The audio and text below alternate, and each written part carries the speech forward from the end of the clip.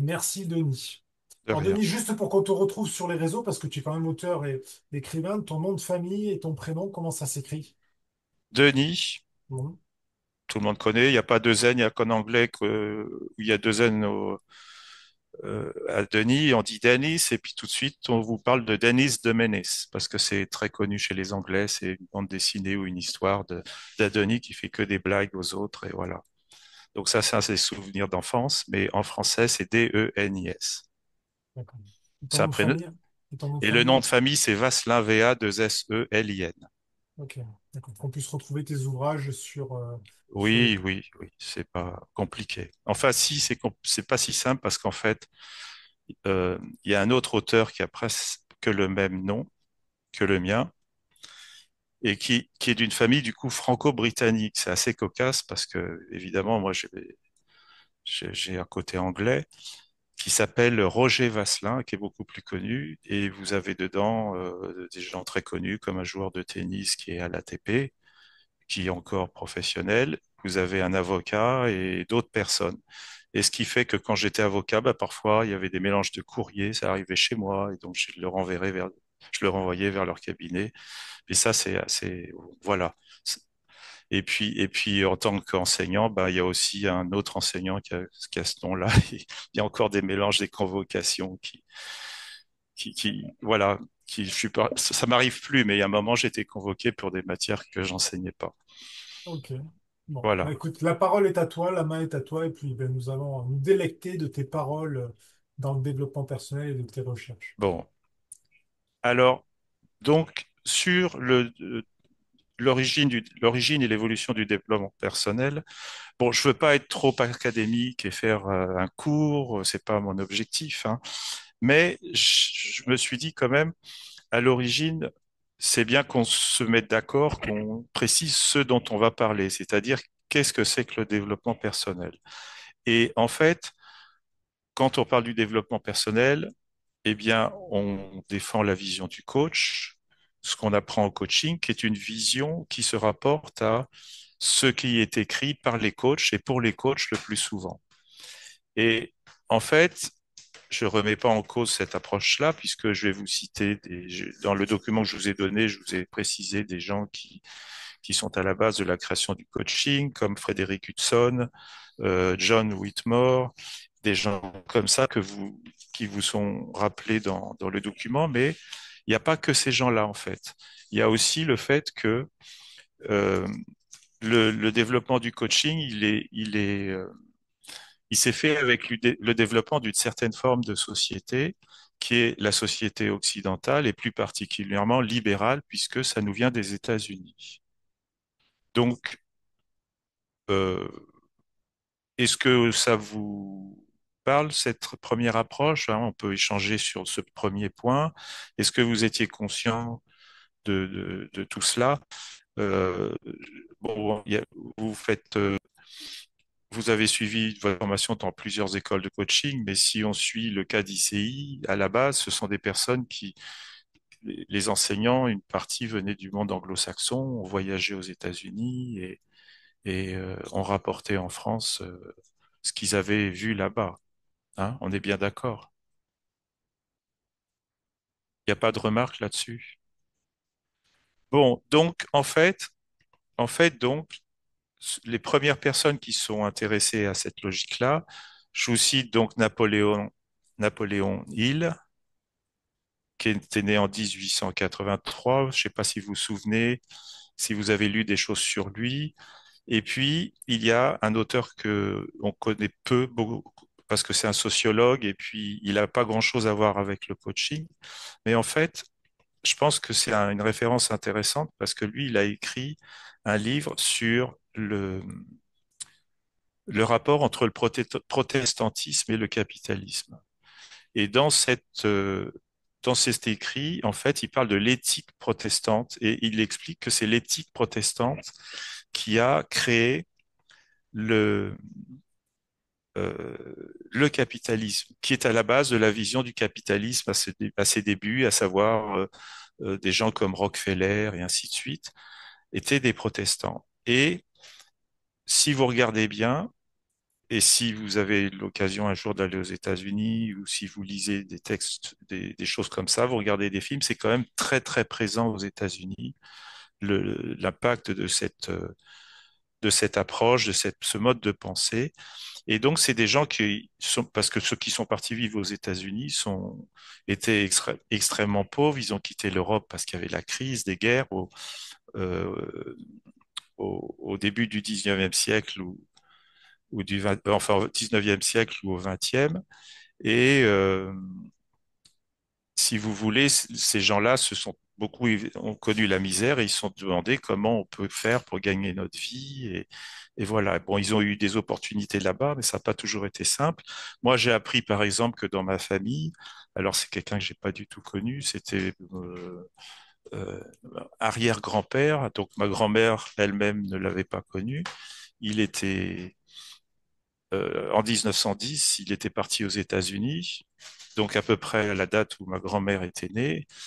Et je sais même pas pourquoi. Et puis il est devenu cuisinier là-bas. Il aurait fait plus ou moins fortune. Et puis à la crise de 29, ben, il s'est suicidé parce qu'il avait tout perdu. Et voilà, c'est tout ce que j'en sais. C'est juste une petite histoire qui est pas très drôle, mais elle est pas si banale que ça parce que c'est arrivé à beaucoup de gens. Il y a eu des crises très dures. Et ça, c'est un peu l'histoire des États-Unis. Et c'est dans ce cadre-là que se développe le développement personnel. Et Napoléon Hill, vous connaissez sûrement, il défend tout un ensemble d'idées qui font que si on respecte ces principes, on a la possibilité de progresser dans la vie, de gagner de l'argent, d'acquérir un certain pouvoir. Alors sur le document que je vous ai donné, vous avez la liste des 13 principes selon lesquels on peut arriver. Et il y a une deuxième personne qui est très connue, qui est un peu du même genre, qui s'appelait Bob Proctor. C'est pas la même génération, c'est 1934-2022. Et lui, c'est cette personne qui a beaucoup inspiré. Comment il s'appelle? J'ai le nom sur la bouche, je vais vous retrouver ça tout de suite. Le plus connu d'entre tous. Euh, attendez, je l'ai mis dans les communicants. Alors, je suis en train de rechercher. J'ai vraiment le Tony Robbins, pardon, excusez-moi, hein, qui est encore vivant. Et il dit que pour lui, Bob Proctor a été d'une grande source d'inspiration.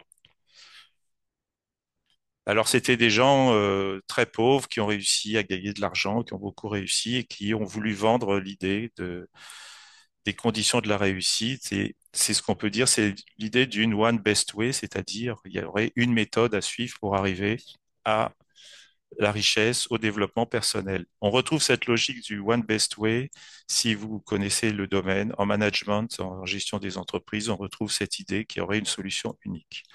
Et puis après, à côté de ça, donc j'ai fait ces divisions, on arrive à une approche technicienne du développement personnel. Et l'approche technicienne, c'est celle qu'on vous a enseignée dans dans les formations de coach. Donc, je parle de Frédéric Hudson, de William Bridge, qui ont développé l'idée de transition de vie, l'idée qu'on doit s'adapter parce que le monde change et parce que l'être humain maintenant doit s'adapter au monde et faire des choix. Hein, vous connaissez sûrement la roue du Hudson et puis l'idée, les anciens principes de vie, les nouveaux principes de vie, et ainsi de suite. On a tous étudié ça. Donc en fait, on voit aussi que finalement, le développement personnel, c'est s'est développé avec l'idée qu'il fallait s'adapter au changement et que le monde change et que, en tant qu'être humain, on doit se gérer parce que on a des choix à faire et que si on s'adapte pas, si on est dans l'immobilisme, on passe à côté des choses. Et en fait, le coaching, on est des spécialistes du changement.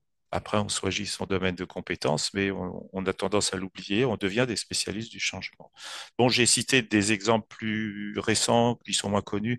John Whitmore est moins connu parce que c'est un coach qui est surtout travaillé sur le leadership, le coaching des dirigeants. Et Bruce Feller, c'est très récent. Il a écrit un bouquin sur les transitions qui est intéressant parce qu'en fait, il explique, pour lui, bon, c'est quelqu'un de très moderne, à la base, c'est un journaliste, et il explique qu'on est dans un monde qui tourne au chaos. Donc, sa vision des transitions, c'est vivre dans le chaos. Hein, il y a toute une théorie du chaos, et lui estime que finalement, on doit apprendre à changer à tout moment de sa vie en fonction des événements auxquels on est confronté. C'est une espèce de version moderne, pas vraiment. Il se définit pas comme un coach, mais finalement, ça renvoie pas mal au coaching parce que finalement, c'est une adaptation de la personne au monde moderne. Ensuite, je vous ai donné à chaque fois des références théoriques. Alors, je ne sais pas si vous apprécierez, mais l'idée, c'est que, en fait, le coaching, il est quand même obligé de s'inspirer de ce qui se dit sur la matière, à savoir les données des personnes qui font un peu de recherche, qui sont spécialisées dans certains domaines. Et les coachings peuvent s'appuyer sur ces références théoriques, qui sont pas toujours que théoriques. Alors, je vous ai donné des noms comme Robert Keegan. Je ne sais pas si vous suivez, si vous avez la feuille. Euh, donc, l'idée, tout ça, ça va avec le problème des transitions de vie, les problèmes des modalités d'apprentissage. Donc, vous avez par exemple, euh, il y a une théorie du deuil. Alors pourquoi le deuil? C'est pas dans le sens uniquement que les gens décèdent. C'est en fait le fait que si vous connaissez ce qu'écrit William Bridge en particulier, qui est un spécialiste des transitions de vie, il explique que en fait dans la vie, on a une transition dès que quelque chose prend fin. L'idée de base auquel moi je savais pas cela avant de le lire et même en coaching on rentre pas dans ce détail, mais l'idée que les choses prennent fin, il y a des choses qui dans la vie nécessairement prennent fin. Par exemple, un travail, une amitié, éventuellement un mariage. Et la fin, finalement, vous la décidez pas. Souvent, les choses, elles arrivent. On n'a pas la maîtrise de tout. Et l'idée est que, eh ben, la fin, on peut ne pas l'accepter, ne pas l'assumer, et puis ne pas de se rendre compte qu'elle arrive. Vous voyez, par exemple, je prends un exemple plus que banal, vous travaillez et puis il y a un licenciement où on vous demande de changer de travail. Enfin, moi, ça m'est arrivé. Ça peut arriver à tout le monde, des situations comme ça qui sont très probables. Et en fait, les gens se révoltent. Ils se disent, mais j'ai rien fait, ou ils se sentent coupables. Mais en fait, la fin, elle est souvent inéluctable. Hein, on ne va pas rentrer sur les raisons pour lesquelles les gens sont licenciés, mais toujours est-il que c'est une fin, comme il y en a bien d'autres. Et l'idée que les choses prennent fin était complètement. Alors, c'est pas un théoricien, William Bridge. Il a étudié ce que il faisait des groupes. Il réunissait des groupes de gens qui avaient la même expérience et il faisait du coaching avec eux. Il cherchait à résoudre leurs problèmes. D'ailleurs, je trouve ça très intéressant comme idée de coaching, vous voyez. Moi, si un jour je fais quelque chose, je ferais plutôt quelque chose de ce genre-là. C'est-à-dire réunir des gens autour de problèmes, des gens qui ont les mêmes problèmes, où ils peuvent discuter de leurs problèmes. Aux États-Unis, ça se fait beaucoup. En France, c'est très difficile à faire parce que les gens veulent pas, les gens n'ont pas la possibilité de se rencontrer, parce que il y a des réunions qui sont pas acceptées, voire interdites, et donc ça se fait pas. Mais voilà, c'est ce que faisait William Bridge et il a écrit un bouquin sur les transitions que je vous donne toutes les références. Et ça, c'est une manière aussi de rassurer les gens, de faire du coaching et de voir ce que pensent les autres, ce qui est arrivé aux autres. C'est des petites communautés de gens. Alors, il y a les alcooliques anonymes, ça c'est connu, des choses comme ça, mais on n'a pas ce genre de choses pour tout. Et aux États-Unis, ils ont facilement ce genre de... En tout cas, ça se fait facilement. Et donc voilà, donc l'idée de la fin qui crée la transition de vie. Et en fait, quand vous êtes en transition de vie, ça veut dire que vous êtes obligé de renoncer à quelque chose. Quand vous quittez l'école, vous renoncez entre guillemets, la protection scolaire, au fait d'être assisté, d'être obligé d'étudier, vous rentrez dans la vie active, vous rentrez dans l'enseignement supérieur éventuellement, donc il y a quelque chose qui prenne fin, après c'est les études supérieures qui prennent fin, vous avez un premier travail, et finalement il y a des fins toute votre vie. jusqu'au moment où vous cessez de travailler, vous êtes à la retraite. Hein. Et il y a des tas d'écrits sur ces genres de choses qui sont très intéressantes, qui sont très intéressants, pardon. Et il y en a qui ont défendu l'idée d'une milieu de vie. Je ne sais pas si vous avez entendu parler de ça, la crise du milieu de carrière où les gens veulent tout lâcher, changer de vie, faire autre chose parce que voilà, le milieu de vie serait un moment où on se remet en cause et on a envie de changer ses objectifs. D'ailleurs, si on fait attention, parmi les gens qui font du coaching, il y en a pas mal qui ont déjà une expérience professionnelle importante et qui sont éventuellement en milieu de vie et qui veulent se reconvertir. Hein. Ouais, ça c'est vrai, c'est vrai. Voilà. Alors, Totalement d'accord. je ne sais pas ce que vaut sa théorie, mais justement, le point de vue de comment, euh, euh, comment il s'appelle, Bruce Feller, et de remettre en cause cette idée de milieu de vie. Milieu de vie, lui, il dit que, en fait, chaque fois qu'on est en transition de vie, c'est parce qu'on est obligé de changer. Et il donne des exemples de changements qui sont un peu très importants, c'est-à-dire des accidents. Par exemple, lui, il a eu un cancer au milieu de sa vie. Euh, et en fait, il y a des tas de que des choses graves, des décès autour de lui, des choses comme ça. Et c'est des choses comme ça. Donc c'est un peu une logique de chaos qui vous oblige à changer, et qui fait que vous allez changer de vie et vous allez vous reconstruire autrement avec d'autres objectifs, d'autres idées. D'accord? Bon, voilà pour ce premier point. Ensuite, je vous ai cité en trois un certain nombre de psychologues qui finalement sont très importants par rapport au coaching, puisque c'est sur la base de ce que ces personnes-là ont fait que le coaching s'est développé. Hein. Par exemple, il y a Carl Jung, Carl Rogers, qui est très connu puisque c'est lui qui est à la base de toute l'idée, tout ce qui fait l'environnement du coaching, Maslow avec les besoins, et puis Seligman qui est très connu puisque c'est lui qui est à l'origine de la psychologie positive. Bon, vous connaissez tous la psychologie positive, je pense. Hein. Bon, donc, Qui ne connaît c'est, pas la c'est- possibilité, qui ne connaît pas cette psychologie positive? Ça va, j'ai eu peur, j'ai eu peur. non, mais bon, vous pouvez très bien ne pas la connaître, c'est pas une Mhm. obligation. Hein. Mais en fait, elle remet en cause les autres approches et c'est un peu l'autre version de la personne humaine. C'est-à-dire que en Europe, pour des raisons compliquées, parce qu'en fait, on est un petit peu tourné vers le passé quand même, plus que les pays, entre guillemets. Vous savez, on distingue les pays plus ou moins neufs et les vieux pays. On fait partie des vieux pays, on dit la vieille Europe encore. Et en fait, cette vieille Europe, elle a quand même connu, elle a toute une histoire qui est faite de guerres, de catastrophes, et c'est pour ça que j'ai rajouté à un moment donné en référence la mythologie grecque.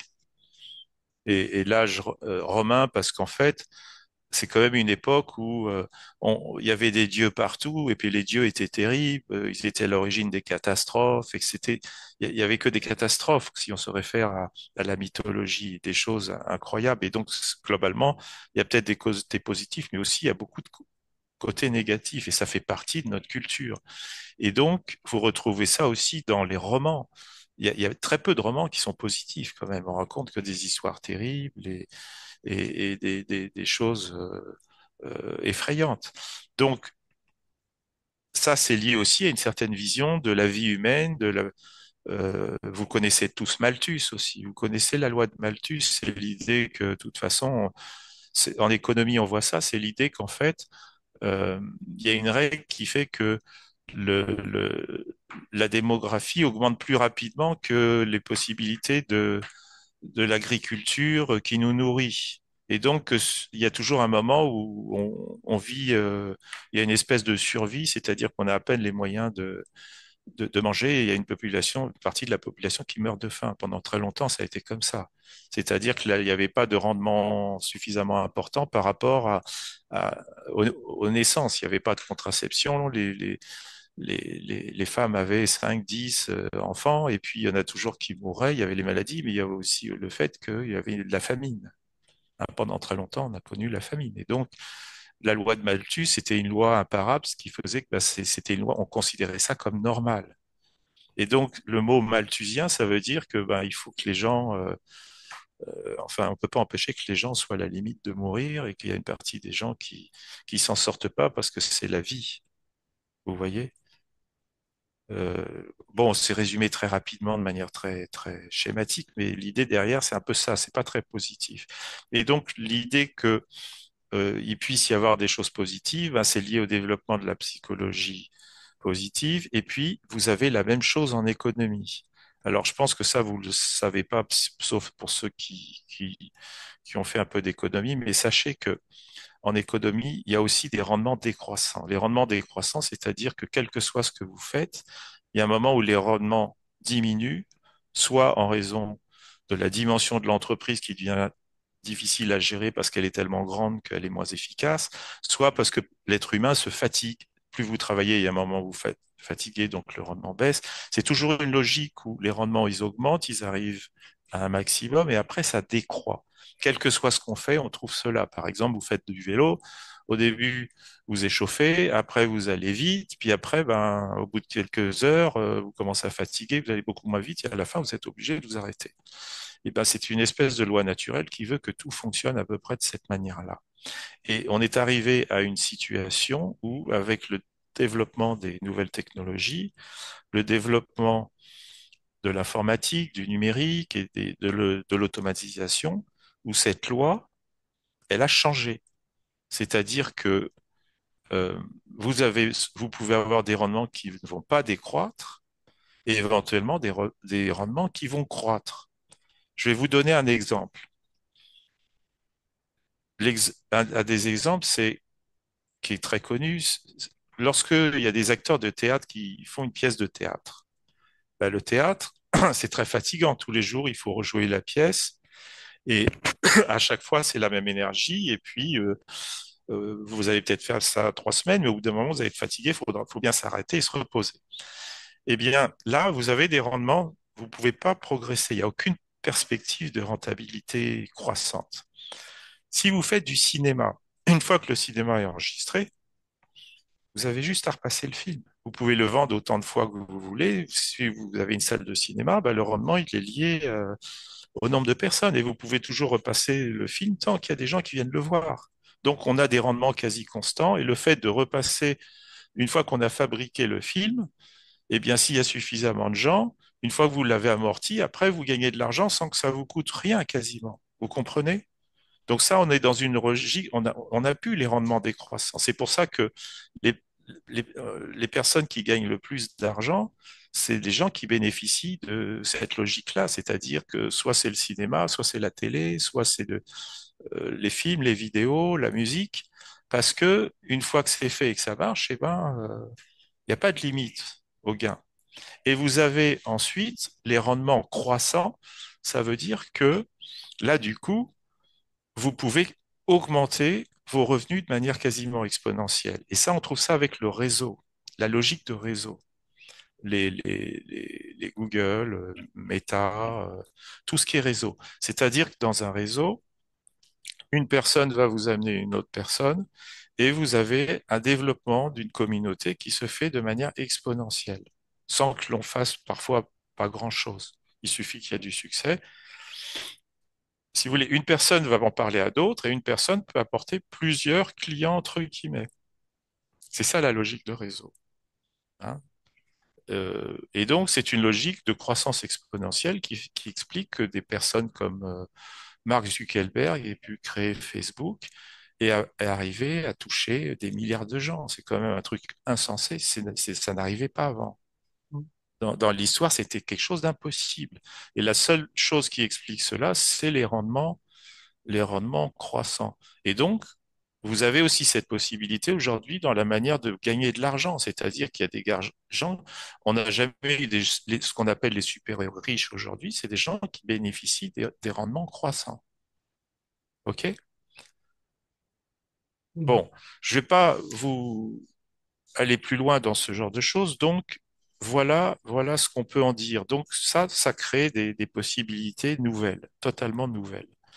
Après, je vous ai parlé des communicants. Donc, les communicants, c'est ceux qui sont partis de la révolution de la communication et qui ont développé des choses nouvelles. Donc, vous avez Eric Berne avec l'analyse transactionnelle, l'école de Palo Alto, je ne sais pas si vous connaissez, et puis la logique de la systémique. Je vous cite Erickson, et puis quelques références théoriques. Et Tony Robbins se situe un peu dans cette logique-là, puisque tous ces interventions, ça se fait sous forme de choses. C'est avant tout un excellent communicant et quelqu'un qui a su j'allais dire, démocratiser le développement personnel. Mais si vous regardez ses livres, en fait, c'est pas vraiment lui qui a inventé tout ça. Il l'a formalisé, il est parti de ce qui se faisait, et puis bon, il en a rajouté un peu, hein. Je dis pas qu'il a rien créé, mais à la base, c'est surtout un très très bon communicant et un coach. Je ne sais pas si vous êtes allé sur YouTube, si vous avez déjà regardé une des conférences qu'il a pu faire. Enfin, c'est vraiment un spectacle, là. Et c'est comme ça qu'il s'est fait connaître. Ce qui est génial aujourd'hui, c'est que pourquoi je vous parle de tout ça, c'est que en fait, aujourd'hui, et c'est quand même assez nouveau, moi qui ai passé 60 ans, je découvre ça tardivement dans la vie, mais tout est à notre disponibilité. Il suffit d'aller sur YouTube, toutes les personnes que je vous cite et dont je vous parle, eh ben, vous regardez quelques vidéos, vous pouvez euh, vous documenter sur quelque chose qui vous intéresse autant que vous voulez, approfondir les choses, c'est extraordinaire. Hein, une bonne partie d'entre vous qui vous êtes plus jeunes que moi, sachez qu'avant, ça n'existait absolument pas et on n'avait pas du tout accès à l'information. Bon, je parle maintenant des mystiques. Donc, est-ce que vous me suivez là? Ça va? Bien sûr, on te suit. Moi, Je- je suis surpris dans ta liste que quelqu'un n'ait pas été cité. C'est le mentor de Tony Robbins, c'est Jim Rohn, qui a vraiment été Ah quelqu'un oui, qui a beaucoup, beaucoup œuvré en fait en termes de communication, sur le coaching. Il a quand même pas mal apporté beaucoup de choses. Alors, il est mort en 2009, 2010 par là. Mais c'est quelqu'un qui était très très présent sur la communication, qui a fait énormément d'émissions de radio, de télé. d'accord. Je n'ai pas cherché à être Mm. exhaustif et ce nom me dit quelque chose, mais je connais pas particulièrement. Oui, oui, il y en a d'autres, vous savez, il y en a vraiment beaucoup, hein. Il y en a vraiment beaucoup et non, ben oui, ok, d'accord. Bon, maintenant, j'ai fait une autre classification. Vous avez le document, vous me suivez? Personne Ouais, parlez, allez-y, a quelque allez-y. chose? Il veut du Ok. feedback, il veut du feedback. Non, mais c'est pour savoir. Bon, je vous endors pas là? Ça va? Tout va Ça bien? va, c'est Ok, intéressant. ok. Bon, je passe aux mystiques. Alors, j'ai classé ça dans les mystiques, en fait, parce que euh, il y a quand même les gens qui travaillent sur la psychologie, il y a quand même quelque chose de particulier. C'est que quand vous êtes psychologue, nous, les coachs, sont quand même en partie des psychologues, quand même. Faut pas, plus ou moins, parfois totalement. Eh bien, on travaille sur ce qui se passe dans la tête des gens, sur ce que les gens pensent, et quelque part, on travaille sur une certaine réalité qui est une réalité interne et personnelle. On est bien d'accord. Parce que, en fait, les gens peuvent penser des tas de choses, et tout ça peut être loin de la réalité et en contradiction avec la réalité. On a le droit de penser ce qu'on veut, hein. Puis il y a même des gens qui vont jusqu'au délire, mais ça, c'est un autre problème. Et donc, si vous voulez, les psychologues ont tendance à s'intéresser à une réalité qui est celle des gens et à oublier la réalité externe. Et moi, dans mon exposé et dans ma façon de voir les choses, j'ai choisi de ne pas oublier la réalité externe, c'est-à-dire ce qui est à l'extérieur de nous, ce qu'on voit, et il y a aussi une réalité interne, c'est ce qu'on interprète. Il y a quand même deux choses dans la réalité.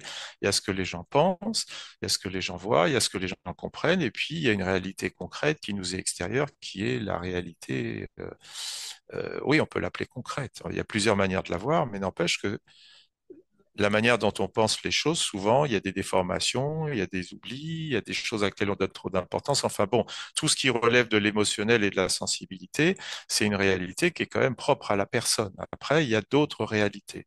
Et j'ai choisi de ne pas les mélanger et de faire la distinction. Donc, ceux que j'appelle les mystiques, c'est des gens qui se créent quelque part leur propre réalité. OK? Donc, j'ai cité euh, Hésiode et Homère parce que c'est toute la mythologie. Et la mythologie, c'est...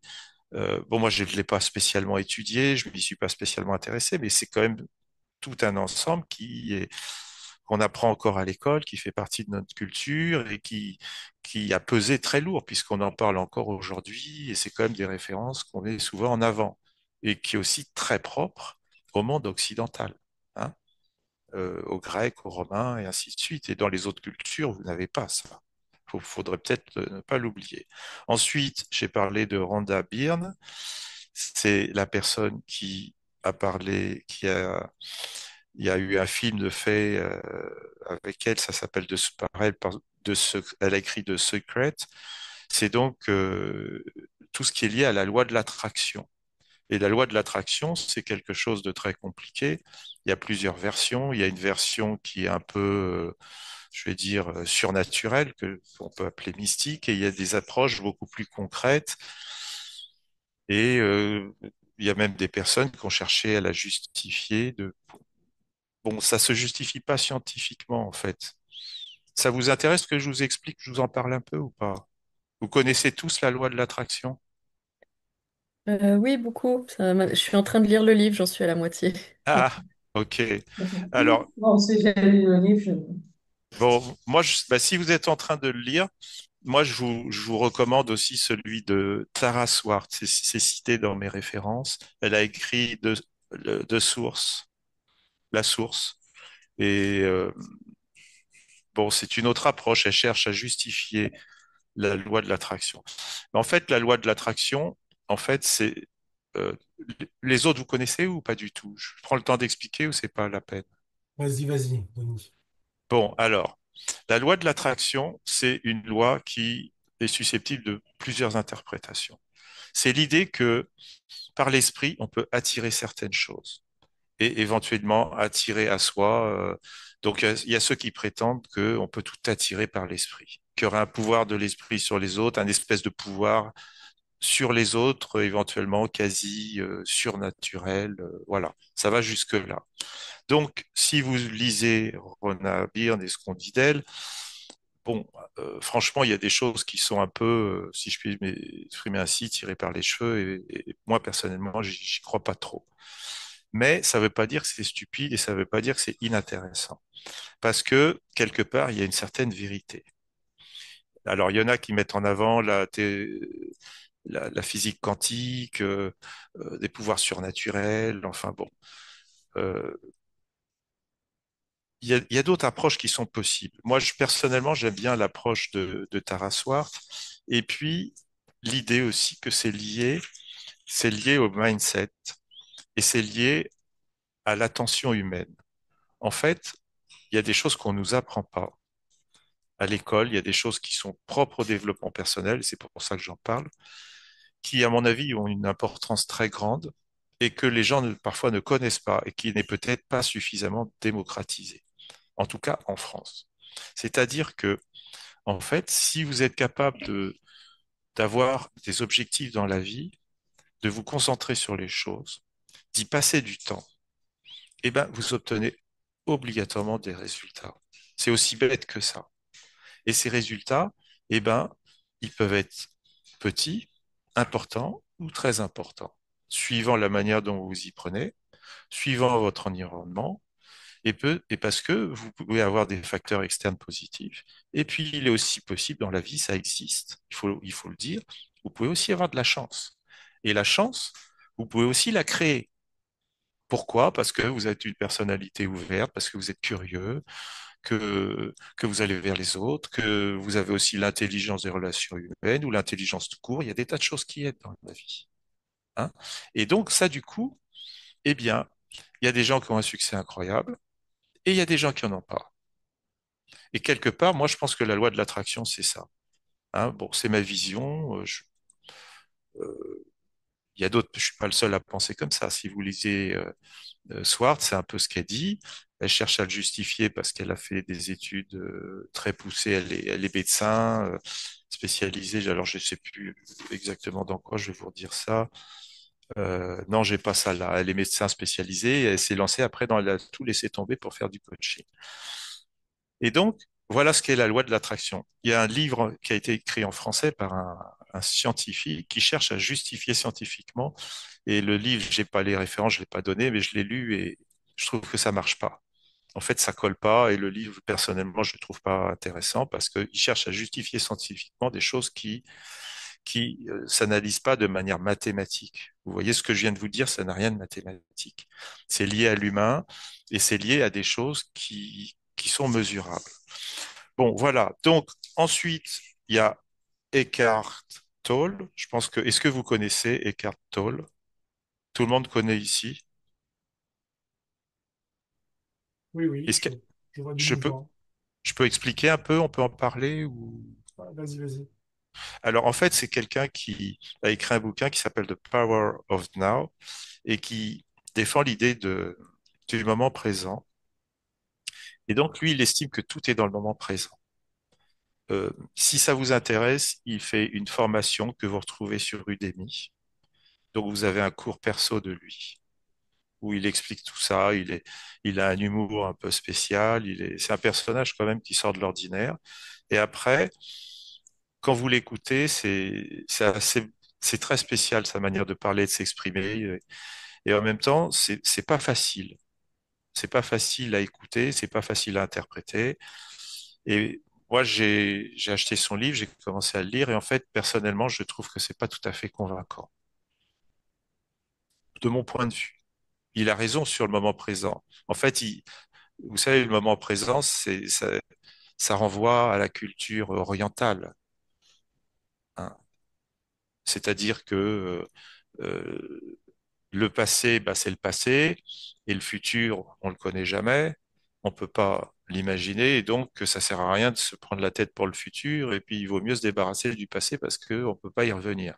Et donc il faudrait vivre sa vie dans le moment présent. Bon, très bien, moi je suis pas contre ça, mais finalement, si on est comme ça et qu'on est uniquement dans une espèce de contemplation et qu'on n'a pas d'objectif, eh ben, on peut pas faire grand-chose dans la vie. Personnellement, Alors, c'est pour ça que j'adhère pas à 100%. Si vous êtes uniquement dans le lâcher prise, la contemplation, le moment présent et que vous n'avez pas de démarche, pas de raisonnement et pas d'objectif, Denis, je veux bien intervenir parce que autant le pouvoir du moment présent et Eckhart Tolle, je connais plutôt bien. Et en effet, je pense que c'est soumis à l'interprétation. D'ailleurs, pour les personnes qui l'ont pas lu, je vous conseille avant tout de l'acheter en audio. Il est beaucoup plus digeste que de le lire enfin, directement sur le livre, parce qu'en effet, il est compliqué à appréhender. Et moi, si j'ai un truc que je retiens et que je trouve intéressant dans son approche, c'est de se dire, penser à, et c'est vraiment un concept qui m'a vraiment parlé justement par rapport au moment présent, c'est de se dire à un moment donné, essaye d'observer le penseur. C'est qu'à un moment donné, quand tu es dans un, je ne sais pas si ce passage te parle, il le répète régulièrement dans son livre, c'est qu'à un moment donné, dans ta vie de tous les jours, c'est si tu es capable d'observer le penseur, tu es capable de mettre pause dans ce que tu es en train de faire. C'est-à-dire que c'est pas toi qui régis, mais c'est finalement, bah, tout ton cerveau, c'est ton mental, c'est le avant, c'est le après, etc. Mais si tu arrives à te dire, OK, actuellement, je suis en train de faire ceci, mais je suis capable de m'observer, c'est qu'il y a quelque chose d'au-dessus de toi qui est capable de gérer tout ce que tu es en train de faire. Et ça, je trouve que c'est super intéressant à appréhender, si tu veux, et à mettre en lumière dans notre analyse personnelle, hein, et dans notre développement personnel. C'est qu'à un moment donné, de se dire, bah, tiens, je suis finalement, est-ce que je suis toujours acteur de ce que je fais, ou est-ce que je suis toujours en présence dans ce que je suis en train de faire? Ou finalement, est-ce que je ne suis pas régi par la société, par des obligations familiales, par plein de choses qui font qu'à un moment donné, j'agis comme ça. d'accord. Mais en fait, lui, il est dans une problématique très particulière. C'est qu'en fait, il s'est servi de ça parce qu'il a une histoire spéciale, ce monsieur. À l'origine, c'est quelqu'un qui était dans un état de dépression dont il n'arrivait pas à sortir, une dépression très grande. Et c'est en s'intéressant à ce genre de choses qu'il s'en est sorti. Mm. Et donc, on va dire, enfin, moi, je suis poussé à dire que finalement, ça expliquerait aussi bon, il aurait peut-être tendance à déformer certaines choses, ou en tout cas à ramener les choses un peu trop à ça.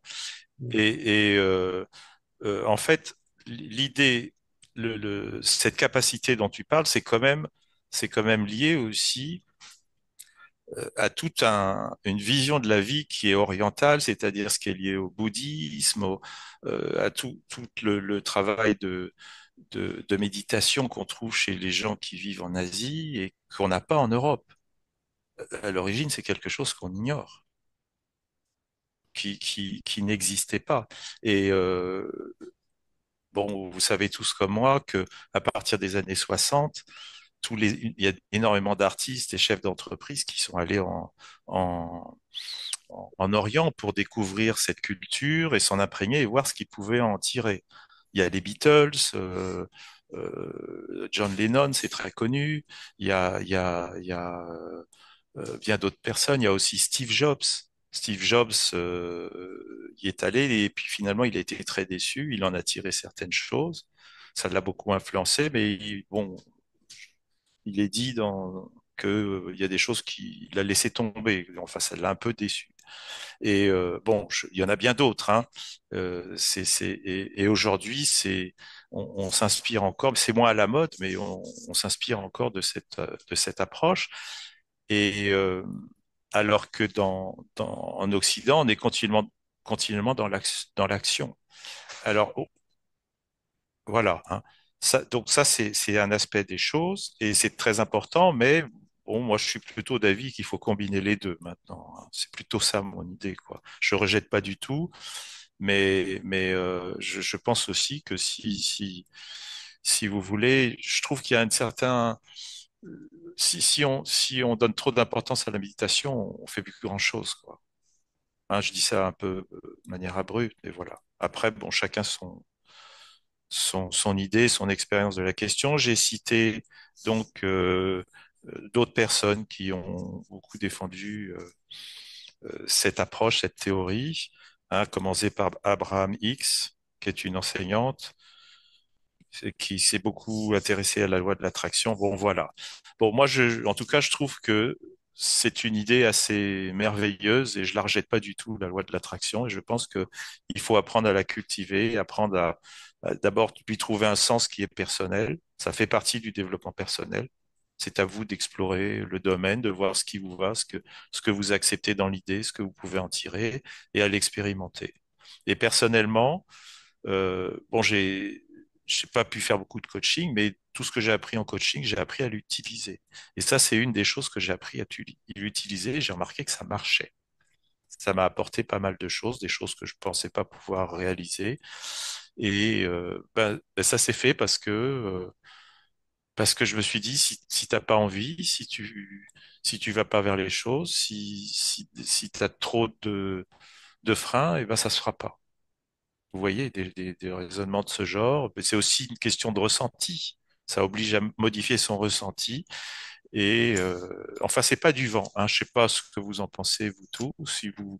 Si vous en êtes, si vous avez tiré de votre formation des choses de ce genre-là, enfin, ça fait partie du développement personnel, je pense. Alors que, pourquoi je prends la loi de l'attraction? Parce que vous savez, il y a beaucoup de gens qui crachent dessus, hein, qui disent que tout ça, c'est n'importe quoi. C'est du charlatanisme, c'est par définition, hein. Puis le film qui a été fait, il n'est pas très bon quand même, hein. Moi, je l'ai regardé, j'ai pas été jusqu'à la fin. C'est caricatural, hein, le film que vous l'avez vu ou pas? Vous avez essayé de le voir? Le film de Rhonda Byrne. Moi, je l'ai vu. Mais Ouais, effectivement, il est très caricatural. Je partage hein? totalement cet avis par rapport au livre. Ouais, c'est du mauvais commercial, quoi, hein. C'est pas, c'est pas très encourageant. Bon, ensuite, j'en arrive euh, à une autre approche du développement personnel, donc au futuriste. Alors là, ça c'est un peu, excusez-moi l'expression, ma sauce, dans la mesure où c'est pas des choses qui sont d'habitude euh, mises en avant dans la logique du développement personnel. D'abord parce que c'est très très moderne, et puis c'est très actuel et c'est pas encore entre guillemets démocratisé. C'est des tendances. Et donc, je vais vous les expliquer. La première tendance, la première chose à laquelle je me suis intéressé, c'est ce que dit Michel Apter, le modèle d'Apter.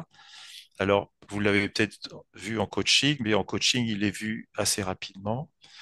Et ce qui m'a intéressé dans son approche, j'ai lu le bouquin, franchement, dans le détail, ça m'a beaucoup intéressé. Il est connu pour sa théorie du renversement psychologique. Est-ce que vous savez ce que c'est? Oui, non? Allez, une petite présentation. Alors, petite présentation très rapide, c'est-à-dire que il fait une carte de la psychologie humaine qui est assez simplifiée, dans laquelle il réunit un ensemble d'opposés. C'est-à-dire il y aurait des opposés. Et alors, je les ai plus en tête, hein, j'ai pas, je peux pas vous les redonner. Il suffit d'aller voir, vous trouverez ça facilement. Et l'idée, c'est que finalement, l'être humain, il peut aller d'un opposé à l'autre, et que il faut apprendre à le faire et à gérer ses opposés. C'est ainsi qu'il explique que des gens peuvent rechercher le danger et y trouver du plaisir. A priori, c'est complètement stupide de, de rechercher le danger et d'y trouver du plaisir et de mettre votre vie en danger. Vous voyez, et il explique ça parce que c'est des opposés qui s'assemblent à ce moment-là et que on peut en arriver à faire ce genre de choses. Donc, il explique tous les comportements un peu qui semblent non rationnels et plus ou moins mauvais, éventuellement des personnes. Et donc, quelque part, il y a un côté négatif de cette approche des possibilités humaines, mais il y a aussi un côté positif dans la mesure où il explique, c'est aussi une source de motivation humaine. Et donc, lui, il y voit une nouvelle approche de la motivation. Alors, c'est assez subtil. Dit comme ça, faudrait relire, j'ai pas ça sous la main. C'est un peu compliqué, hein. Si ça vous intéresse, franchement, il faut aller voir le livre, il faut se pencher dedans. C'est assez compliqué, c'est pas toujours très bien expliqué en plus, mais c'est très intéressant. Et donc, en fait, pourquoi c'est intéressant? Parce que avant lui, les psychologues, ils distinguaient, ils ne voyaient pas de possibilité d'automotivation.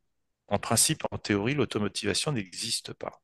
Je ne sais pas si vous savez ça, hein. On vous dit que la motivation, elle est soit intrinsèque, soit extrinsèque. Intrinsèque, serait lié à la personnalité, des choses qui vous motivent, ou extrinsèque si c'est des gens qui vous avez des récompenses, si les gens disent on compte sur vous, mais on peut pas créer sa propre motivation. Et dans le modèle d'Apter, on peut. Hein, c'est un des seuls modèles qui met ça en avant. Et personnellement, je pense qu'on peut créer sa propre motivation.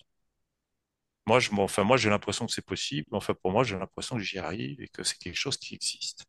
C'est pour ça que c'est intéressant. Vous voyez? Donc, pour moi, c'est quelque chose qui est nouveau. Alors, le modèle d'Apter, il n'est pas, c'est un peu un marginal, hein. C'est pas hyper connu. C'est beaucoup moins connu que la psychologie positive. Et donc, il a une approche. Il a écrit deux bouquins. J'ai lu, et le deuxième, j'ai pas encore, je l'ai parcouru, il faut que je le lise. Mais c'est assez compliqué. Franchement, c'est assez compliqué, mais c'est intéressant sur ce point-là. Je passe maintenant à Stephen Covey. Donc lui, c'est quelqu'un qui est orienté vers la créativité. Je ne sais pas ce que vous en pensez, mais si vous voulez, la créativité ne fait pas vraiment partie des qualités reconnues. Jusqu'ici, c'est pas tout à fait le cas. Vous avez qu'à regarder votre formation, vos études, ce qu'on vous demande quand vous passez des entretiens. Vous verrez qu'on vous demande, on vous demandera jamais est-ce que vous êtes créatif. On est d'accord? Et donc, pourquoi? Parce que c'est longtemps était un peu mystérieux. Et puis, on parle de talent. Le talent, il y a le problème de la discussion sur l'inné et l'acquis. Et puis, le talent, bah, ça serait quelque chose qu'ont une petite nombre de personnes et d'autres pas. Donc, on préfère pas trop mettre ça en avant. Enfin bon, euh, voilà. Et en fait, la créativité, eh bien, c'est une qualité. Tout le monde peut en avoir et tout le monde en a un minimum dans un domaine ou un autre. Et donc, lui, il estime que la créativité est très importante. Et donc, il s'oriente vers la créativité. Il n'y a pas que lui, hein, mais j'ai cité, je le cite lui. Et donc, euh, la créativité fait partie des nouvelles possibilités de développement personnel. Alors, si vous n'en êtes pas convaincu, je vous donne deux références. Il y a un film, moi je m'inspire beaucoup des artistes, parce que bon j'ai un ami d'enfance qui est artiste. Et puis, bon, je sais pas si je suis un artiste, le fait d'écrire un peu, je me considère pas franchement comme un artiste, même si je suis obligé de cotiser pour ça. Depuis que j'écris des bouquins, je suis obligé de cotiser parce qu'il y a des cotisations à payer dès qu'on publie. Et en fait, en fait, le fait d'écrire quand même, ça vous oblige à vous pousser dans vos retranchements. Et que vous y arrivez, ben, c'est un petit peu quelque chose qui vous dépasse, quoi. Au début, je galérais, je comprenais pas, je savais pas comment faire. Puis en fait, ça demande vachement de travail. Et puis à un moment, c'est comme si c'est l'inconscient qui faisait les choses. Et je dis pas que je suis bon, très bon, j'en sais rien. J'ai pas beaucoup de succès. Je écris des choses qui touchent un petit public. Et puis il y a tellement de renouvellement que je vous assure que je suis vite dépassé. Mais bon, voilà, j'ai quand même un éditeur et je m'accroche. Et c'est une expérience personnelle assez intéressante. Et en fait, il y a un moment, il y a quelque chose qui vous dépasse. Et puis quand je relis, je me dis, mais comment j'ai pu faire ça? Je sais pas. Et quand je m'y remets, j'y arrive pas. Et j'attends que ça vienne et c'est super dur. Ça, c'était vraiment, dans le travail de création, c'est comme ça. Et moi, je vous conseille, si vous avez l'occasion de créer, créer dans n'importe quoi, franchement, c'est intéressant. Il y a pas de petite création. Avant de faire ça, j'ai retapé une maison. Parce que même dans le travail de chantier, il y a de la création. Les artisans créent de leurs mains. Moi, je suis assez manuel aussi et on peut créer dans n'importe quoi. Il n'y a pas de petite création. Et donc, j'en viens à l'idée. Je vous donne un exemple. Il y en a plusieurs. Euh, j'ai fait un voyage récemment et puis comme les voyages c'est long et que l'avion j'aime pas trop, en général, je me défoule sur les films. Et j'ai vu le film sur Aznavour, que j'ai trouvé très bon. J'avais pas eu l'occasion d'aller le voir au cinéma. Et Aznavour était un artiste, je sais pas si vous le savez, mais il s'est fait jeter de partout. On l'a critiqué par son physique, parce qu'il était trop petit. Euh, Qu'est-ce qui s'est passé encore? Ses chansons, on lui disait qu'il était ringard. Je crois que c'est Gilbert Bécaud qui se moquait de lui en lui disant, de toute façon, mon vieux, t'arriveras à rien. Enfin bon, voilà. Et en fait, le film est très bien fait parce que on voit ses débuts et puis à un moment, il en a marre. Alors on lui a fait un sale coup en plus parce que je crois que c'est Edith Edith Piaf Piaf, c'est Edith Piaf. qui avait acheté des places et que les salles étaient vides. Ouais, ouais. Et il rentre chez lui, il s'est ruiné parce que il a loué toutes les pièces pour faire son show, pour chanter. Et puis, il s'arrête et puis il se dit, mais quoi, je suis nul ou quoi, j'arriverai jamais à rien. Et puis là, il se lâche, il y a un déclic et il se dit, si vous voulez, ce qui se passe, c'est qu'à un moment donné, il lâche, il y a des freins qui partent. C'est-à-dire il se dit, bon, ben maintenant, vu que je suis dans la merde et que de toute façon, je sais pas ce qui va m'arriver, il se dit, ben, je vais faire ce que j'ai envie. Et il y a sa capacité créatrice qui se libère tout d'un coup.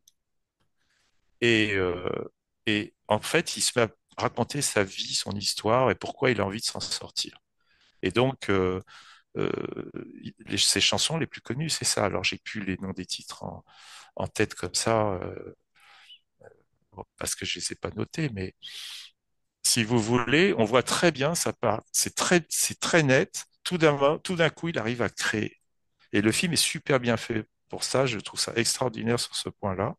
vous voyez quelqu'un qui arrive à créer tout d'un coup. Et voilà. Voilà, la création, ça demande un cadre et puis du travail. Et puis à un moment donné, on trouve ce qu'on est capable de faire. Et souvent, les gens sous-estiment les capacités de créer. Et je pense qu'on entre dans une époque où la création prend de plus en plus d'importance et où les gens doivent apprendre à créer. Je pense qu'en coaching, on peut créer des choses. À mon avis, on peut créer des tas de choses nouvelles. Hein, j'ai des idées là-dessus, je vous en parlerai. J'ai pas regardé le temps. Vous me laissez jusqu'à quelle heure là? Il est 21h46. Prends le temps que tu veux. Ok. Si je vous saoule, si je vous endors, vous me le dites. Hein. Ça veut dire qu'il faut que je m'y prenne autrement. Bon, voilà. Donc, voilà. Je vous ai cité Aznavour. Il y a un autre livre que je vous recommande qui est extraordinaire. Moi, c'est ma génération. C'est le bouquin écrit par Keith Richards qui raconte sa vie. C'est le guitariste des Stones. Bon, je sais pas si vous aimez les Rolling Stones, mais bon, il se fait que moi, j'ai eu cette chance d'aller les voir à Paris en 1975. Et j'étais en province, et puis c'est pas courant aujourd'hui, ça pourrait pas se faire aussi facilement. C'est ma prof d'anglais qui me dit, ben moi je vais à Paris, et puis euh, elle me dit, bah toi, Denis, et puis il y avait un autre ami dans la classe avec qui je m'entendais. Au passage, on était deux cancres de la classe. Et ça, c'est pas grave, c'est une parenthèse. Elle nous a proposé à nous d'y aller. Et on y est allé. Et donc, bon, après, je me suis intéressé à eux de loin, j'aime bien leur musique. Mais bon, j'ai eu envie de lire ce livre aussi parce que il y a une autre personne dont je vous parle dans cette liste qui est un médecin. Ah non, c'est dans un autre document que je dois vous remettre, qui parle de la biographie de Kate Richard et qui explique, parce que c'est un médecin qui s'est beaucoup intéressé aux addictions et qui dit que dans ce livre, vous avez un passage où Kate Richard explique les causes de son addiction aux diverses drogues. Bon, voilà. Donc, j'avance. Donc, ensuite, Peter Thiel. Alors, Peter Thiel, euh, vu de France, on va dire que, je sais pas si je peux dire ça, si c'est autorisé, il est très décrié. On dit un peu, ce serait un peu le diable en personne. Il est considéré comme enfin, c'est un des conseillers de Trump et c'est une personne qui a publié un livre qui s'appelle Zero to One. C'est sur l'entrepreneuriat. Est-ce que quelqu'un en a entendu parler ici? Il l'a lu. Bon, Non. alors le personnage, il est comme il est, mais le livre, il est super bon. Il est super bon parce que de toute façon, à la base, c'est un cours qui a été fait à Stanford et il a été fait à partir des notes des étudiants. Et donc, vous avez un cours d'entrepreneuriat sur tout ce qui est tech. Si vous vous intéressez à la tech, c'est très bien. Et bon, il y a des passages qui sont assez économiques, très techniques, mais il y a aussi des choses plus accessibles pour ceux qui n'ont pas de formation en économie. Et franchement, c'est un très bon bouquin parce que, si vous voulez, il y a une idée très simple et qui me semble tout à fait intéressante pour vous qui voulez faire du coaching et qui pensez un jour à peut-être à vous installer ou qui est dans cette logique. Il explique que euh, le monde a changé, qu'on arrive à un moment où, de toute façon, il y a pléthore de tout, ce qui est vrai. Dès que vous voulez proposer quelque chose, il y a déjà des gens qui l'ont déjà fait. Et donc, on se pose la question de savoir bah, qu'est-ce qu'on peut faire.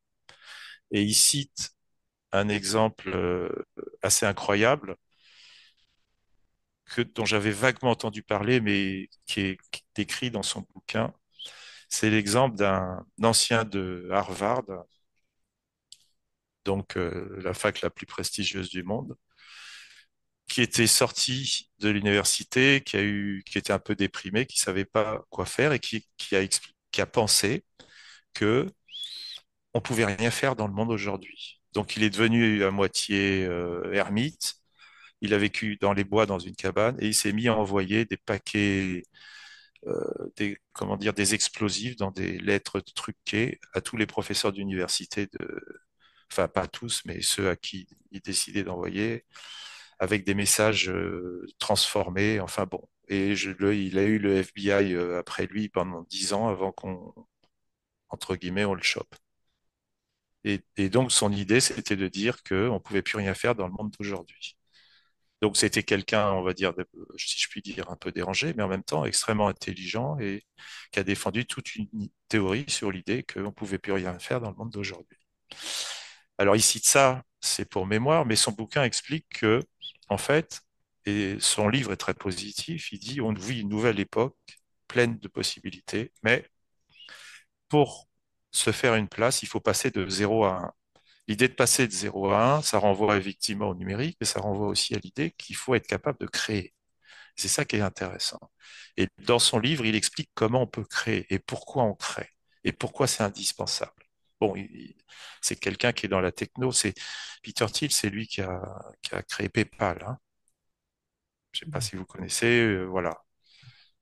Hein, c'est quelqu'un d'assez créatif, évidemment, et il explique tout ça et il développe une théorie de la création. Il y a des choses sur l'Europe qui sont assez négatives, d'ailleurs. Il présente l'Europe comme un continent où on ne crée pas. Il explique pourquoi. Mais bon, son livre est plein d'idées, quoi. C'est vraiment plein d'idées sur la tech et c'est des choses très intéressantes. Il dit, par exemple, juste pour vous donner une idée, hein, il dit que quand vous créez quelque chose de nouveau, il faut que ce que vous créez, ça soit 10 fois meilleur que ce qui existait avant. Sinon, ça ne marchera pas. Vous voyez, par exemple, si vous voulez faire du coaching et créer quelque chose de nouveau, c'est une idée très intéressante. Et ça, il le prouve.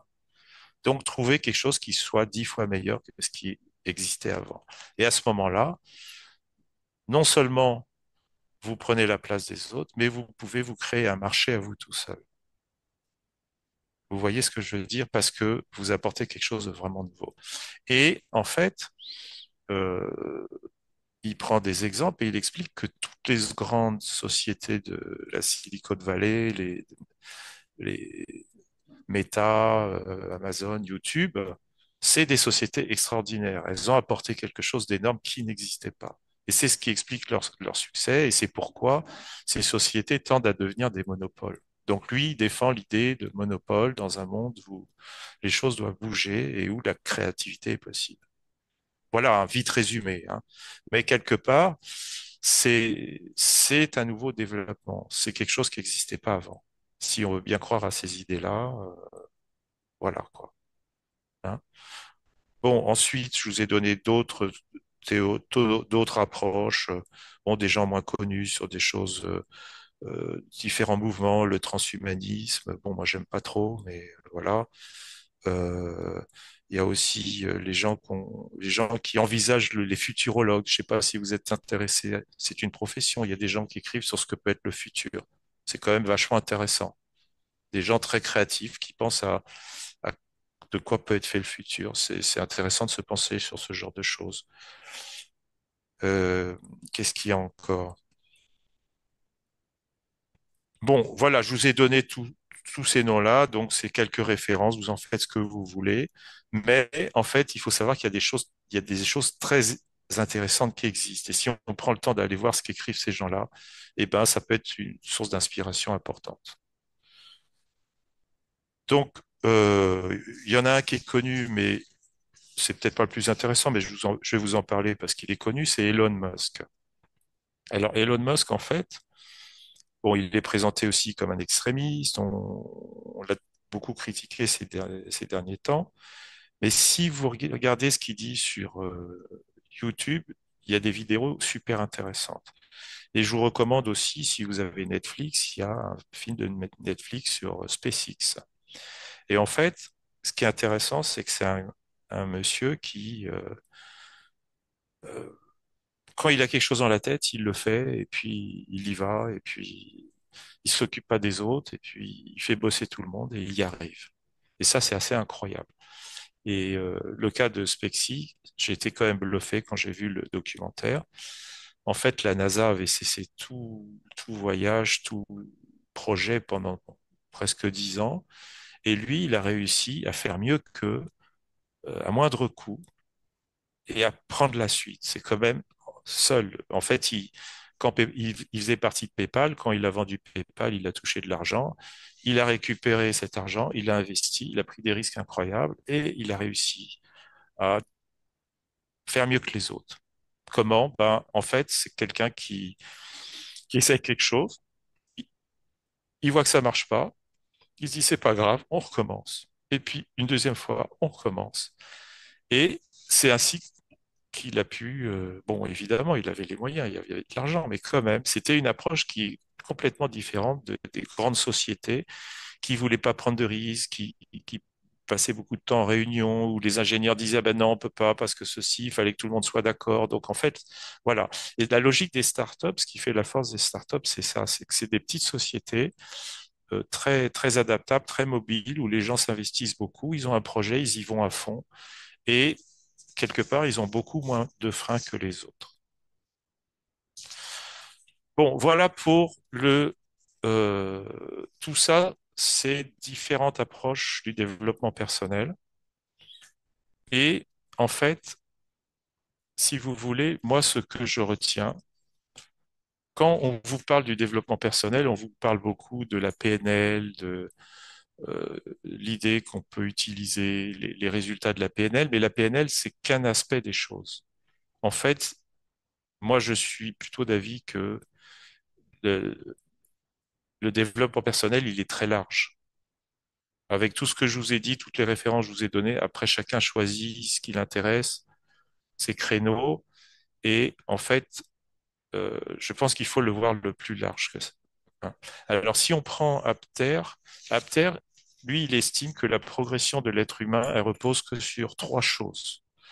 Il estime qu'il y a l'apprentissage, c'est-à-dire tout ce qu'on peut apprendre, la maturation, c'est-à-dire le fait de grandir, d'évoluer physiquement et intellectuellement, hein, c'est-à-dire que il y a l'enfance, l'adolescence, l'âge adulte et ainsi de suite, et tout ça, c'est un processus qui nous permet de progresser.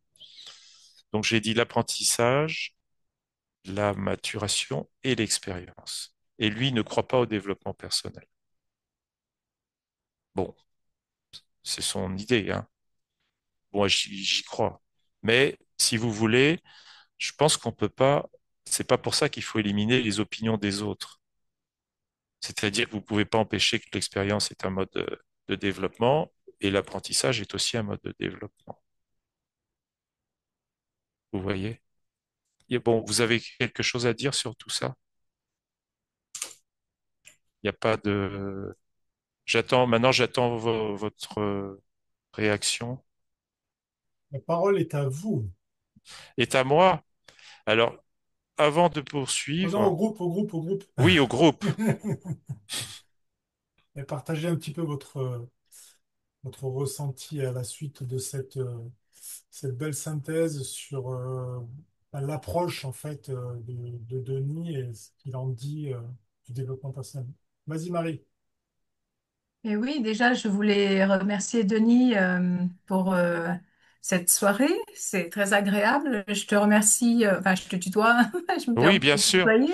Mais Merci pour toute cette explication de l'historique du développement personnel, de la pensée, comment elle a évolué au fil des années. Voilà, donc c'est sympa. Je te remercie pour ça. j'ai pas fini. Oui, non, mais c'était déjà pas Ok, mal, hein. Ça fait ok. déjà un bon.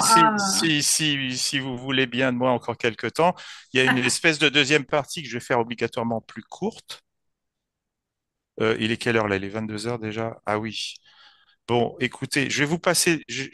Vous me laissez 2 minutes que je vous envoie le document et j'en parle rapidement. Ok? Oui.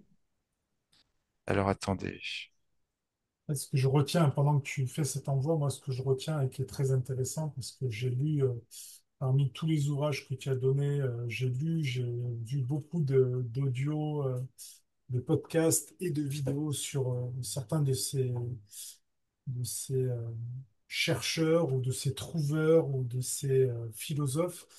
Ce que je lis, c'est que, enfin, ce que j'en tire en synthèse, c'est que c'est intéressant de s'intéresser à quel courant nous correspond pour pouvoir modéliser et essayer d'appliquer ce qui peut nous être utile dans notre mode de fonctionnement, dans notre développement personnel, dans notre, je dirais, nos idées d'innovation, nos idées de coaching, de transformation. Il y a toujours quelque chose à en tirer.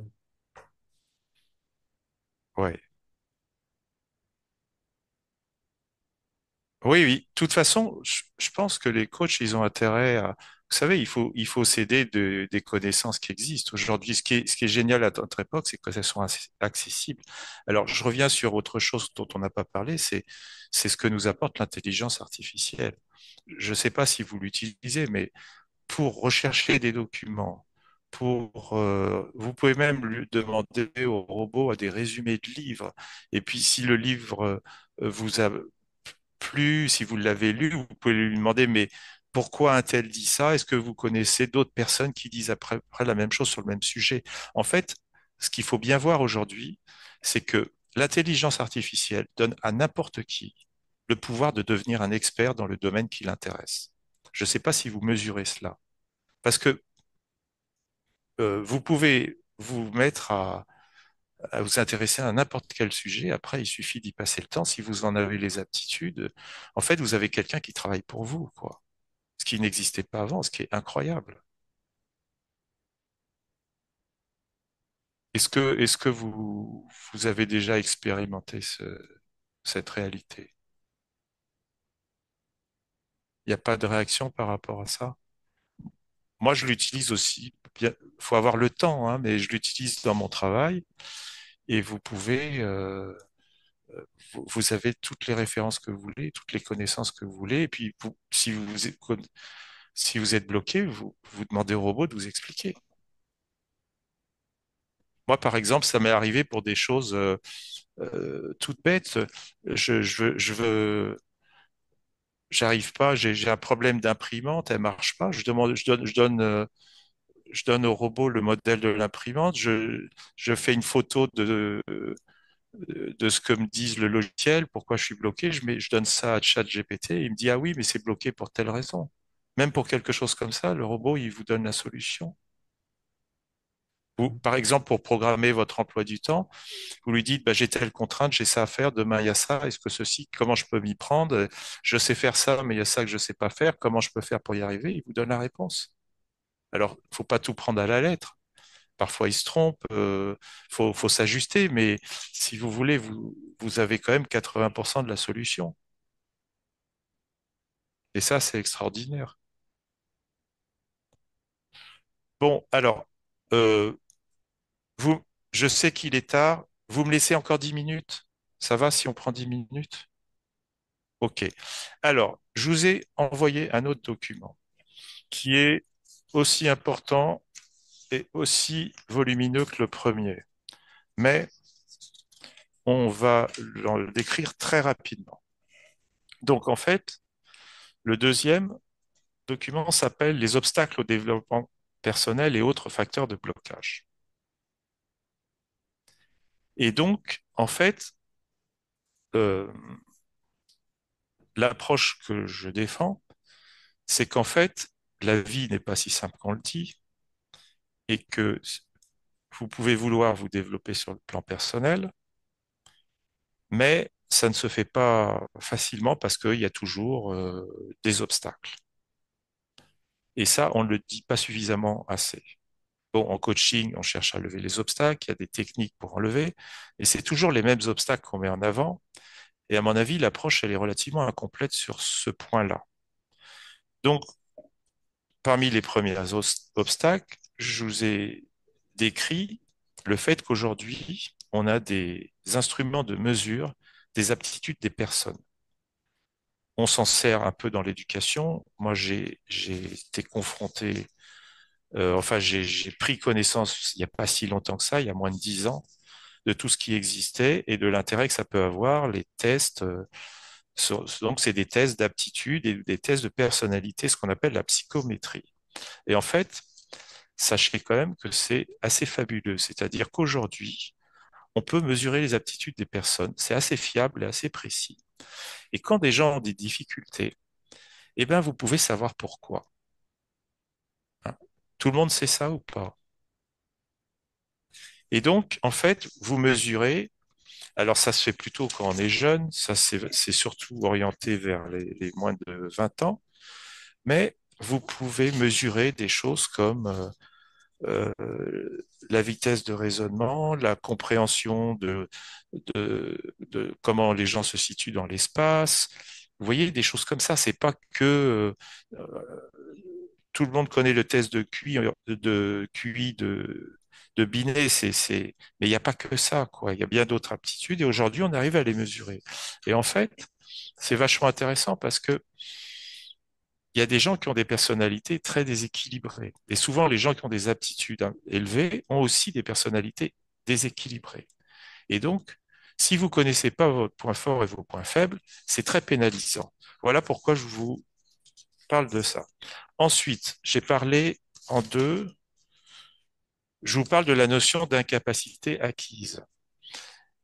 Ça, c'est une notion qui nous vient de la psychologie positive et qui est développée par Seligman. Et donc, c'est important de mettre en avant ce point-là parce que, en fait, on peut créer sa propre incapacité. On peut en avoir par, comment dire, parce que c'est comme ça, parce qu'on a eu un accident, parce on est malade. Vous voyez, mais il y a aussi des choses qu'on peut créer soi-même.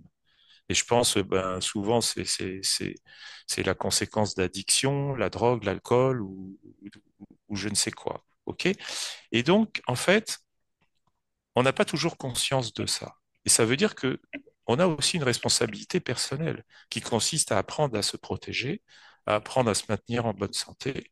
Et éventuellement, il y a des tas de choses qui peuvent se guérir si on est capable de s'ajuster. Vous voyez? Et ça, c'est des choses qu'on ne nous apprend pas et que les gens ne savent pas faire. Donc, il y a ça. Ensuite, je parle des déséquilibres financiers. Bon, tout ce qui relève de l'argent, on va dire que c'est quand même encore assez tabou. Mais euh, il y a des problèmes d'argent. Il y a des problèmes. Moi, j'ai le surendettement. J'ai été avocat, j'ai fait des tas d'audiences, des histoires de surendettement, des problèmes de faillite. C'est des choses dont on qu'on ne connaît pas parce que ça se passe dans les tribunaux, parce que sinon ça se passe avec les banques. Et bon, c'est tout un domaine très spécialisé auquel j'ai été confronté, que je connais relativement bien. Et en fait, ce sont des choses graves. On dit l'échec permet d'apprendre, mais c'est pas vrai, pas systématique. Évidemment, on apprend de ses échecs, mais il y a des échecs qui vous mettent dans des situations quasi irrémédiables. Et souvent, c'est difficile de s'en relever parce que tout simplement, euh, on vous laisse pas la possibilité de le faire. C'est-à-dire, vous avez des créanciers, les créanciers, faut les rembourser. Hein, il n'y a pas de cadeau. Il peut y avoir. Bon, je passe les détails, hein, mais c'est pas à négliger.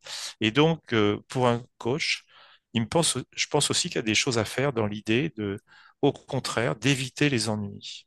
Et c'est pas quelque chose qui est mis suffisamment en avant dans le coaching.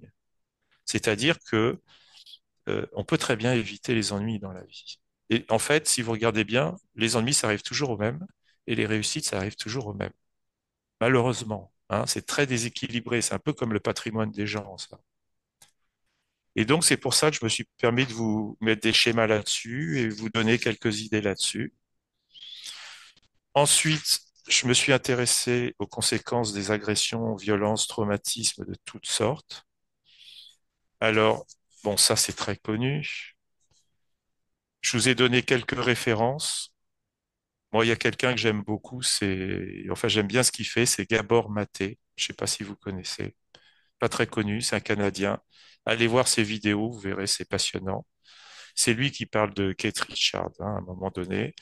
Et en fait, c'est vraiment quelqu'un qui a il a passé tout son temps à faire ça. Il a approfondi la question. Et en plus, c'est un très bon pédagogue. Ses vidéos sont très bonnes. Et il explique le lien qui existe entre les addictions des gens et les traumatismes qui sont subis. Il donne une définition très large du traumatisme. Et en fait, il a fait des études qui montrent que 40 ou 50% des gens ont connu des traumatismes dans leur vie. Et que, en fait, ça a tout un ensemble de conséquences. C'est-à-dire que le traumatisme, alors, moi, je veux pas dire, hein, mais on a tous été plus ou moins confrontés euh, à des histoires, à des problèmes de famille. Je fais pas de sondage ni de statistiques. Moi, je suis né dans les années 60. À l'époque, il n'y avait pas la pilule. Les écarts de classe sociale étaient plus importants encore. Bon, je passe les détails, tout ça c'est très connu et tout ça, ça a généré des problèmes. Aujourd'hui, il y a d'autres problèmes. Je suis en contact avec les jeunes, il y a énormément de drogue.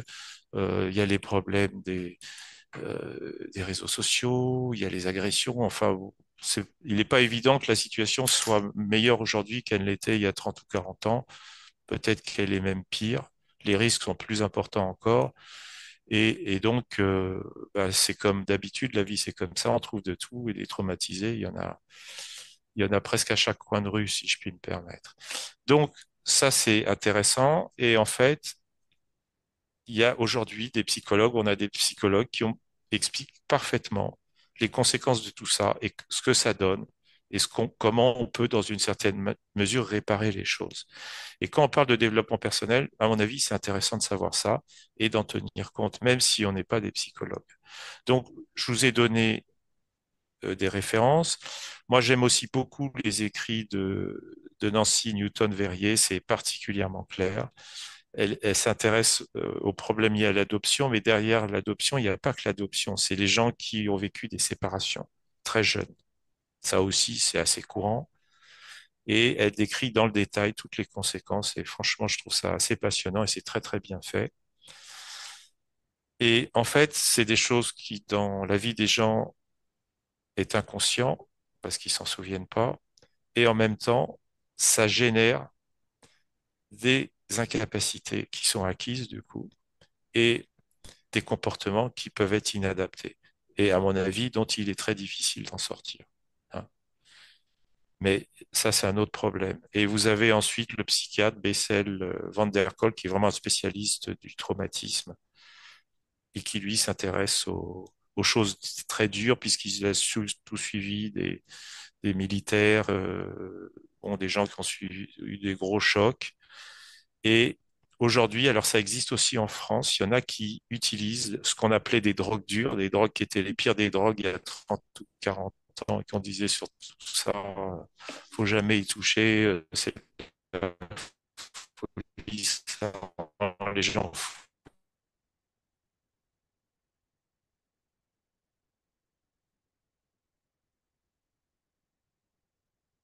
C'est pas dangereux.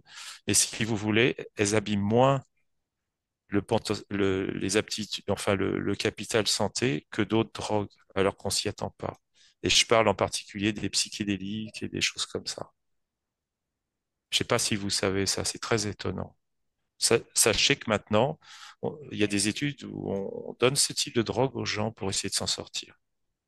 C'est-à-dire, alors c'est assisté, hein, enfin vous avez un certain nombre de références, hein, mais ça c'est un domaine nouveau de la médecine qui se développe. Voilà. Donc, par exemple, les extasies, les champignons hallucinogènes, la kétamine, paraît que d'ailleurs Elon Musk prend de la kétamine, je crois, on a dit ça de lui. Hein. Donc voilà. Bon, dernier point, j'ai dépassé les 10 minutes là. Non, vous me laissez 5 minutes encore. Dernier point, les contraintes juridiques et institutionnelles. Le développement de l'insécurité et puis la corruption et la malhonnêteté. Alors, il y a un livre sur la corruption et la malhonnêteté aussi qui est très intéressant, qui explique que ça fait partie de notre environnement maintenant. Je vous donne les références. Bon, l'insécurité, tout le monde en parle. Vous savez ce que c'est. Et puis, les contraintes juridiques et institutionnelles. En fait, si vous y pensez, moi j'y pense plus que les autres puisque ça fait partie de mon domaine de compétences, on n'a jamais eu autant de structures juridiques. Et bon, je suis un peu un spécialiste de ces questions puisque j'étais avocat. Quand vous créez une structure juridique, juridiquement en droit, on appelle ça une personne morale. Et en fait, c'est une personne juridique, comme les êtres humains sont des personnes juridiques. Mais il y a les personnes physiques et les personnes morales. Et en fait, la personne morale, elle a des tas de pouvoirs. elle peut avoir un patrimoine, elle a des dirigeants, et en fait, c'est des entités qui existent et auxquelles on est confronté tous les jours. Alors que ce soit des associations, des sociétés, le secteur public ou n'importe quoi, c'est pas parce que c'est immatériel que ça n'existe pas. Et donc, ces structures-là, eh ben, vous êtes obligé de vivre avec. Et elles ont des avantages et des inconvénients et des pouvoirs. Et ça, on n'en tient pas compte suffisamment. On fait comme si ça n'existait pas. Et ça, à mon avis, il y a aussi des tas de choses qui pourraient être développées dans le coaching par rapport à comment gérer ce type de relation. Et pour l'instant, il n'y a pas grand-chose. Et voilà, j'en ai fini. Alors, je vous demande juste 2 minutes d'attention. Je vous ai présenté, alors ça, c'est ma petite créativité du moment. Je ne sais pas comment vous l'apprécierez et ce que vous pourrez en faire. Je vous ai fait une carte des opportunités. Est-ce que vous pouvez la regarder, me dire si vous l'avez bien dans les documents que je vous ai envoyés? Et si vous pouvez la regarder 2 secondes, ça sera un peu le mot de la fin. Je vous laisse le temps de la voir. On peut la partager si tu veux sur l'écran. Oui, ben je veux bien. Allez, je te la partage.